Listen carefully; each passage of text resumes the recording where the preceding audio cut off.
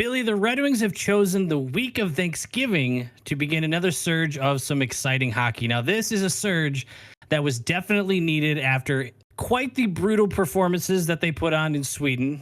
But since returning from Sweden, they have outscored their opponents 13-3 in just 3 games. And we'll get into that in a bit. But first, I want to ask you a question, Billy, and anybody who's watching. If you're watching on YouTube, I'm going to throw this question to you. Toss it down in the comments. And it's pretty relevant to one of our last couple games. Is there a team that you enjoy beating more than the Boston Bruins? And since I predict that your answer will be no, I want to immediately follow it up with, if not, who is the closest second you can think of? It is a clear cut, no discussion, no from me. Like, there is not anyone that comes even close to the discussion.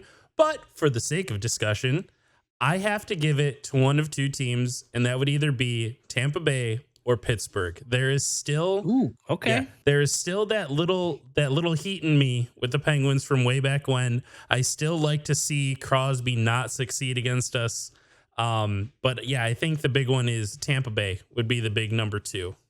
We have a common one with Tampa, and I would say it's probably my second as well, because they're the more relevant of my other pick.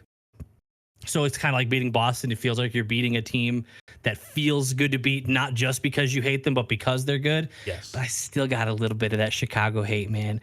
Just playing the Blackhawks. I still got it in there because I feel like we were bad around the same time too. So we were kind of battling it out, and they're going to be on the up, probably near the same pace we are. Maybe they're just going to be quicker because the league loves to help out Chicago in draft lotteries. So we'll see what else happens. But Tampa, I'm going to agree with you as my second.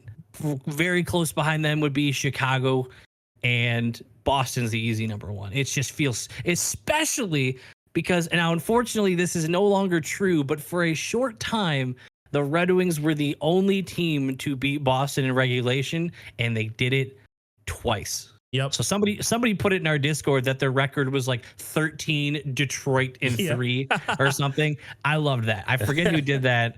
But I love that. I thought that was hilarious. But with that, we are only going to briefly touch on the Sweden games because frankly, I don't want to talk about it. It was pretty bad. And I want to talk about the good news of the week following it, but we will briefly touch on it. The Ottawa game was just brutal. We didn't even deserve the point we got. Yeah, technically they let us claw back in, but that was only because Ottawa was going to Ottawa.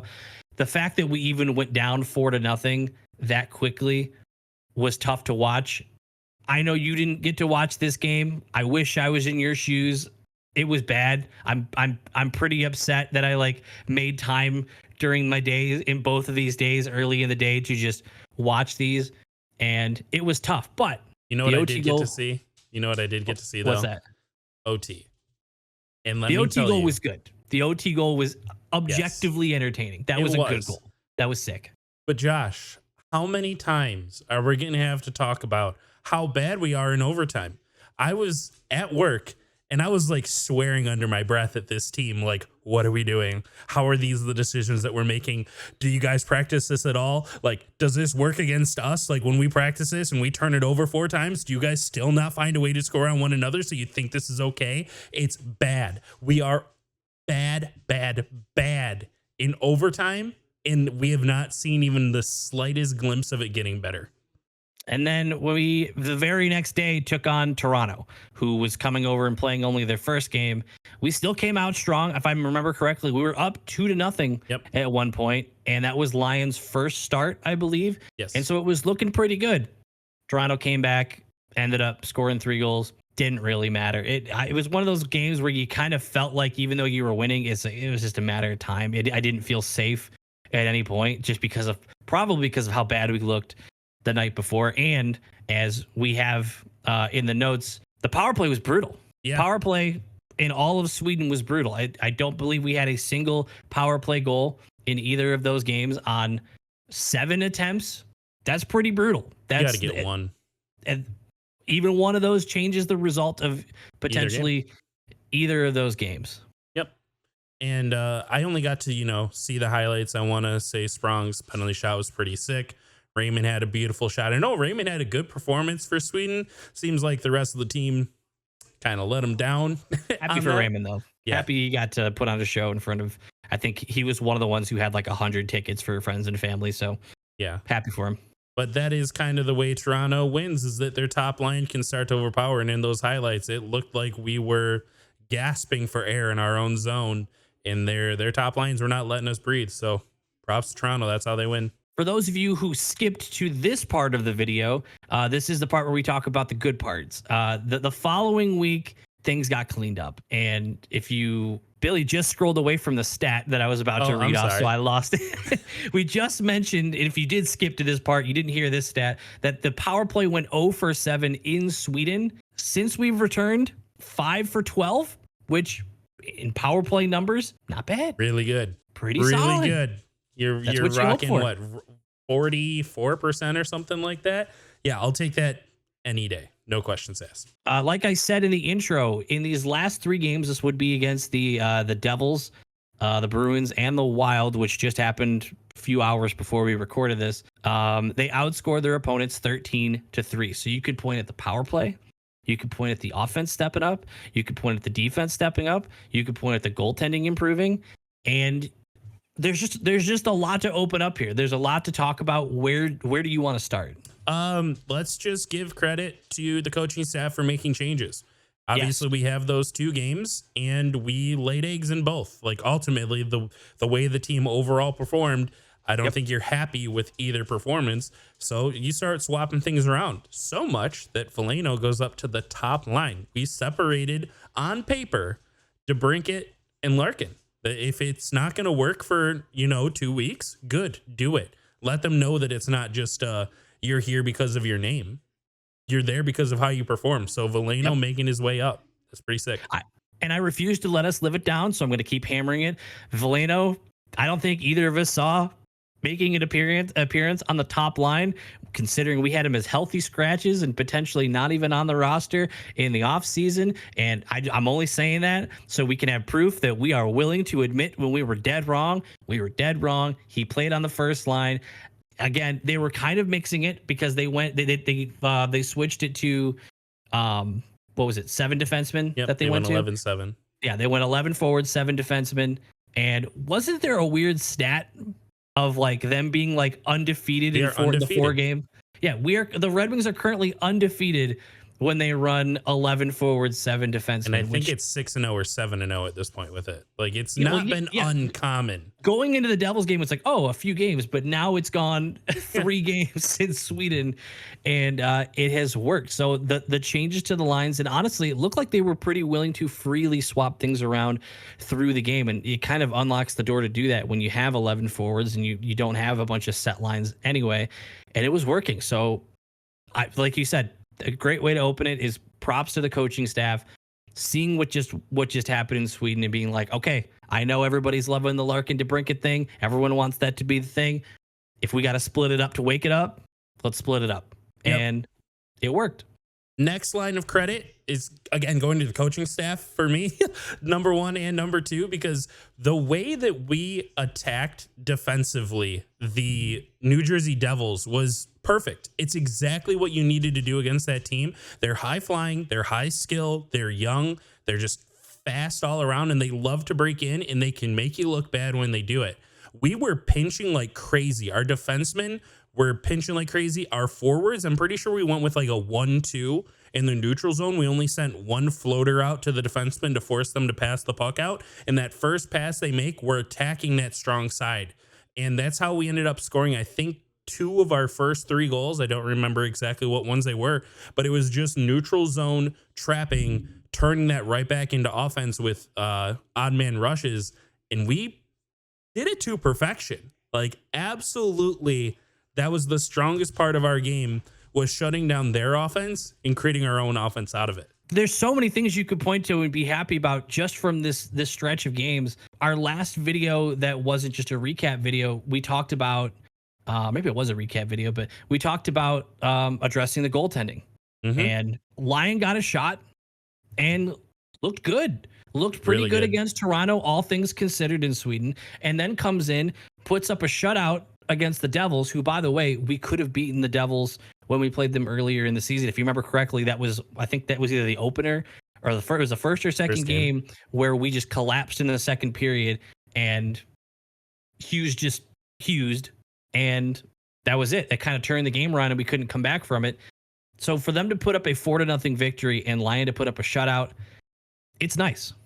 Oh, absolutely. Alex Lyon, we're going to talk about him a little more later regarding like the Minnesota win. So we can move on to Boston now. I'm more than happy to move on to the Boston game. Beating the Bruins feels so good, and it only feels better when you do it twice. When you do it again and you put up 5 goals and you only give up 2.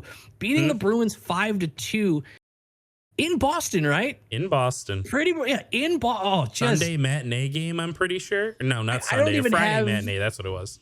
I don't even have like statistical, analytical, like it's just the feels, man. It felt good. It was exciting. Like I feel like I watched that just in pure excitement and just enjoy like seeing them actually look good. And was part of what you said was the aggression that you saw against the Devils. I saw that in the Boston game. It looked like we just wouldn't let them get comfortable, and not allowing them to get comfortable and starting these games on time, starting in the first period. It's showing a difference, and the new lines are just where like it's all over the place, and I don't exactly know where to tackle it. So you pick a spot and we'll keep diving into it. But the Boston game, especially coming off the shutout win against the Devils, it put me in a new mood. It kind of woke me up a little bit, thinking like, this is what it can be. Yeah, they can do this. Yeah, this offense kind of really drives how we're gonna perform each game, doesn't it? I can't really think of a win where it felt like we locked it down defensively and our goaltending got it and we won 2-1, you know, and it's not, I can't think of one of those off the top of my head. And Boston has only given up 5 or more goals 4 times, and they've done it 1 time since. So like since we played them, but it was twice to us, once to Tampa, and 1 to New York. That's good company to be in. So if our offense, who I believe is right now a top 3 or top 4 in the league in just terms of total goals scored, if we can keep this going, this is kind of the new age NHL. If you can score, you can win. It's kind of like in the NFL where they've kind of transitioned away from like defense wins championships to offense. Defense is important. Finding hot goalies is important. You need to score goals. And there have been even a couple losses that we've had that we can't even blame our goaltending. We can't blame our defense too much. It's whether the offense shows up or not. And it's this I don't want to call it ragtag necessarily, but you know, this just group of free agents that Steve Yzerman and Derek Lalonde have slapped together and been like, this can work, this can do it. And just, again, experimenting even this late in the season with all of these different line changes is really impressive. I'm with you. And putting up 5 goals on Boston feels extra special when you look, and they don't give up 5 goals very often. And we did it to both goalies. We did it to Ullmark and Swayman. We've done it twice. They've given up 5 goals in 4 different games. At the time, it was only 3. Again, since then, they got drop kicked by the Rangers. I think it was 7-4. Yes, something like that. Yeah. So that's back-to-back games where Bruins fans are getting. I shouldn't take maybe they're joy. falling off. I shouldn't take joy in someone's unhappiness, but Boston's different. Yeah, Boston's different. Great. Boston fans are a little different. I'm very much happy that happened. I've seen a lot of Boston fans. I've seen a lot of Boston fans, Josh, defending Milan Lucic for the things that he has done. That's so wild. Do you know how quick? Do you know how quick I would drop any of these Red Wings if the things Milan Lucic did were true about them? I'd be like, get off my team. I don't want you here. Like, goodbye. I think Larkin would have lost me the moment he licked someone's face. I think that would have been the moment. Would have been like, you're kind of weird, actually. Do I have to break the news to you that he's been like arrested? Milan Lucic has been arrested and everything. Do you know this? Is this recent? Yeah. Like the last 2 weeks recent? Oh, I totally missed that news. Oh, okay. Yeah. He's been arrested on allegations of like domestic violence and stuff. So, and it's It's Milan Lucic, so you got a tough case. Tough case. Let's call it a culture issue. And then following that, you take on Minnesota today, Sunday, and putting up a 4-1 victory. Lion gets another shot in the net. Lion deserves it. We have said this in the last video where we said, yeah, Reimer should be the one getting the opportunities because he was the hot hand. The game against Ottawa, right, wasn't a great performance by any means. I'm not going to put it all on his shoulders or anything, but he wasn't it. And then you give it to Lion. Lion performs well against Toronto. Good. Give Lion more opportunities then. If you have to cycle these 3 goalies, I don't care. I don't care what goalie is in the net as long as they are the best chance to win. If it is Lion again for the next week, if it's Reimer next week, if it's Husso next week, Husso also had a good game this week. We should mention that. I only caught the highlights and some of the highlights from this one. I was putting up a Christmas tree. So I heard it. I was hearing goals get scored. I was getting excited from across the room. Unfortunately, I didn't get to watch every bit of it. So I'll have to take your word for it. But it sounds like it's exactly what we were hoping for in the offseason when Yzerman picked up Reimer and Lion, that it was going to be 3 goalies that you hope at least one's good at a time. Yep. And when one cools off, you hope that one, like you've got 3 that can turn it on, but are also very capable of having, a rough patch. And seeing Lion get that shot and step up, seeing Reimer previously step up when needed, and seeing Husso when he's good, they're going to know better than we are who needs the start and which one's hot. They're going to have the time on the off, during the practices and everything as well. That makes me way more comfortable with the goalie situation. Seeing Lion go in there and not be Swiss cheese makes me feel so much more comfortable. Yes, absolutely. He looks poised in the net. His slides are concise. He's squaring up to shots, even shots that he can't necessarily see. It's like he's following the movements of the players well enough that when they find the open gap to shoot, he's there. He's already tracking the flow of play is the way that I would put it. So yeah, he just looks very confident, very comfortable, kind of what you saw out of him with the Panthers when he had to, save them for the playoffs. I want to give credit to the power play. Perron, I know in our Discord, was getting a lot of credit for putting the puck in the net. I really want to shine on how great the playmaking was. From Raymond up top, his shifty little move, left to right to the pass, back to the left. That's pretty difficult. It's not that easy. And then Larkin off an essentially lost faceoff. They called it a tie-up during the broadcast, kind of like no one won it.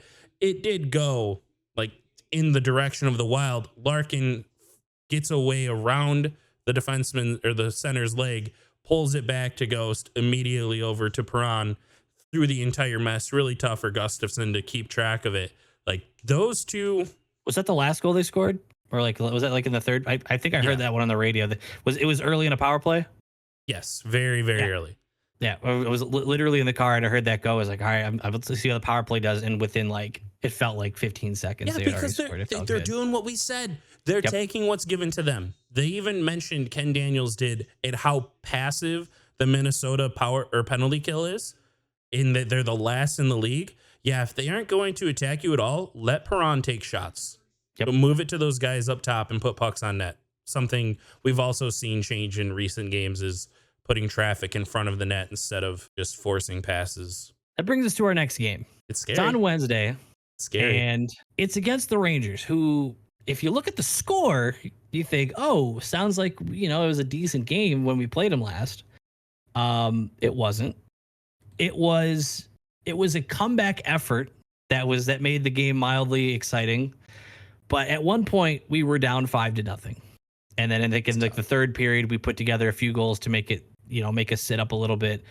But the Rangers are currently 15-3-1 as of this recording. Yeah, there's a lot of credit given over to Boston for their current record. It can't be that much different than what the Rangers currently have. They just didn't start with no losses. So it feels like the Rangers have been kind of floating through as no one really paying attention to how good they actually are. Rangers currently have the same number of points, 31, with one less game played than Boston.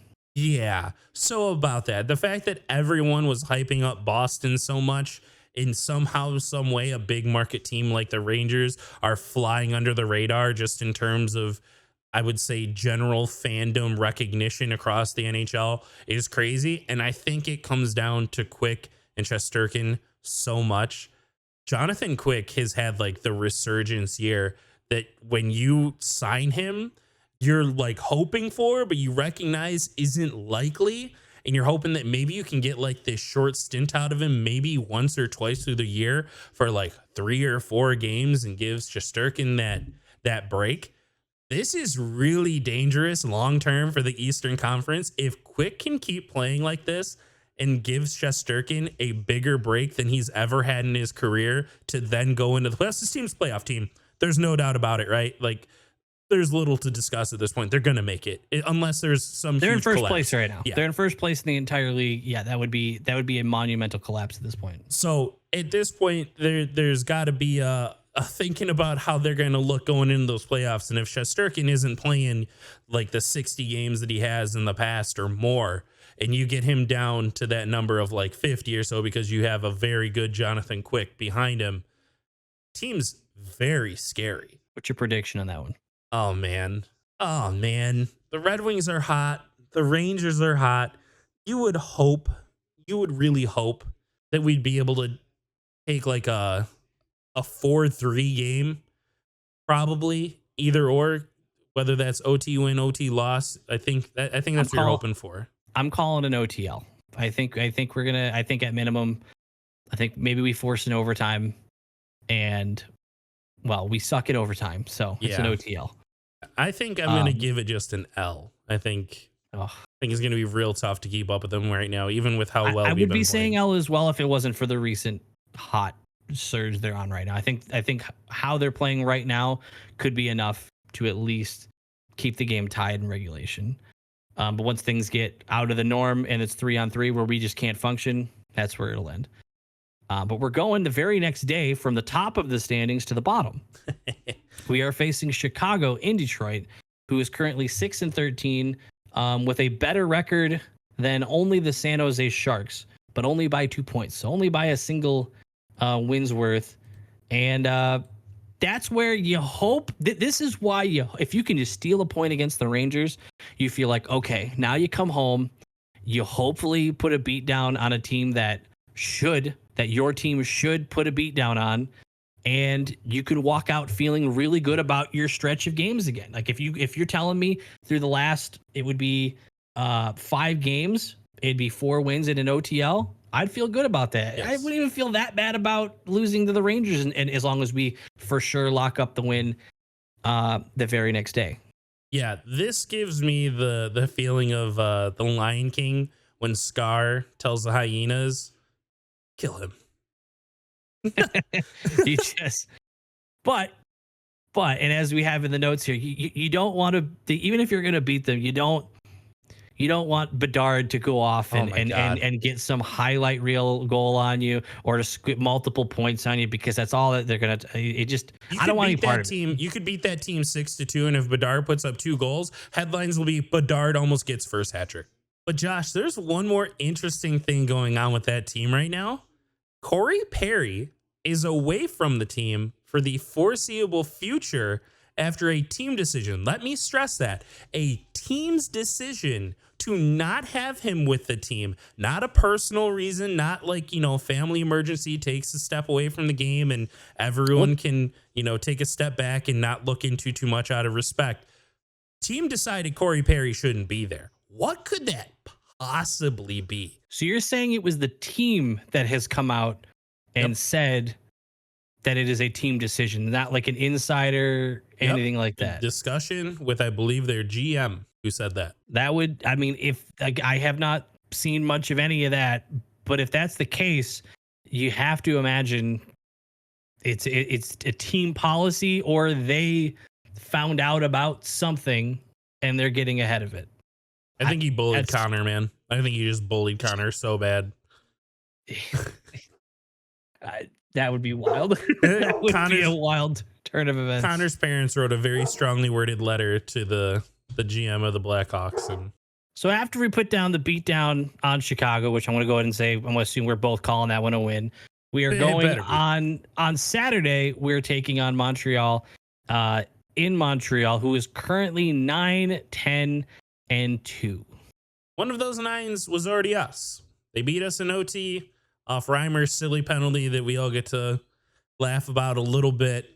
But this team is super hit or miss. Like, they can go win 3-2 in overtime in Boston, and like they can keep up with the Knights and only, or like put up 5 goals, lose 5-6 to the Knights, and then they can just lose silly games. So it really doesn't feel like it's a for sure win. Like I feel with the Blackhawks, we are the better team more often than not. We should beat them, but you know, it is the NHL. Anyone can beat anyone any night.